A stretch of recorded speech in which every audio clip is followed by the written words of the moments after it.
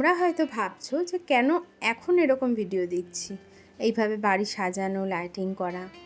আসলে এই ভিডিওটা তোলা হয়েছিল দীপাবলিতে, আর তোমরা দেখেও বুঝতে পারছো আমরা দীপাবলিতে এইভাবেই কিন্তু সবাই চেষ্টা করি নিজের বাড়িটাকে একটু সুন্দর করে সাজানো। তো সেরকম আমরাও সাজিয়েছিলাম।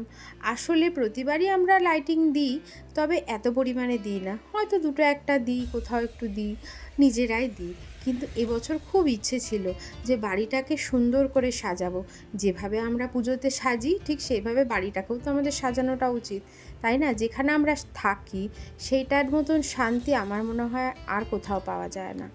তো সেই জন্য সেরকমভাবে বাড়িটাকে সাজিয়ে নিয়েছিলাম, আর প্রদীপও দিয়েছিলাম। আমরা সবাই মিলে 14 প্রদীপ জ্বালিয়েছিলাম। আর প্রদীপ দিতে কিন্তু আমার খুব ভালো লাগে।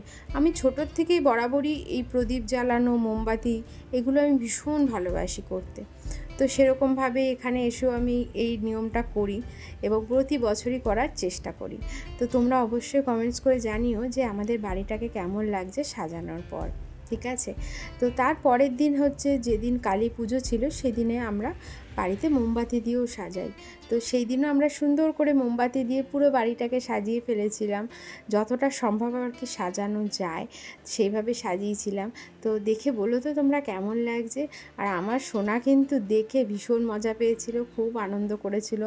এত আলো বাড়িতে, এত আলো লাইটিং দেখে ও কিন্তু ভীষণ আনন্দ করেছিল। তো ওর আনন্দটা দেখেও আমার না ছোটোবেলার কথাই মনে পড়ছিল। তো তারপরে তো যথারীতি যেটা আমরা করে এসেছি ছোটোবেলায়, সেই রকম সোনাও বাজি ফোটাচ্ছিল।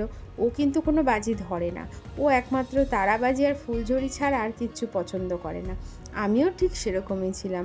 বাবাও দূরে দাঁড়িয়ে ফাটাতো, মানে তারাবাজি বলো, চরকি বলো, ফুলঝুরি, এগুলো বাবাই মানে জ্বালাতো, আর আমি কিন্তু দূরের থেকে দাঁড়িয়ে দেখতাম। আমিও খুব ভয় পেতাম, আর আমার সোনাও খুব ভয় পায়, শুধু ও ফুলঝুরি আর একটু তারাবাজি জ্বালায়। তো আমি মনে করি এটাই ঠিক আছে। তো সেরকম মতে ওকেও সাজিয়ে গুজিয়ে দিয়েছিলাম। ও বেশ মজা করে দেখো তারাবাজি ফোটাচ্ছিল। তো কেমন লাগলো আজকের এই ছোট্ট মিনি ব্লগটা কমেন্টস করতে ভুলো না। ভালো লাগলে একটা লাইক করো আর সাবস্ক্রাইব করে যেও। চলো টাটা।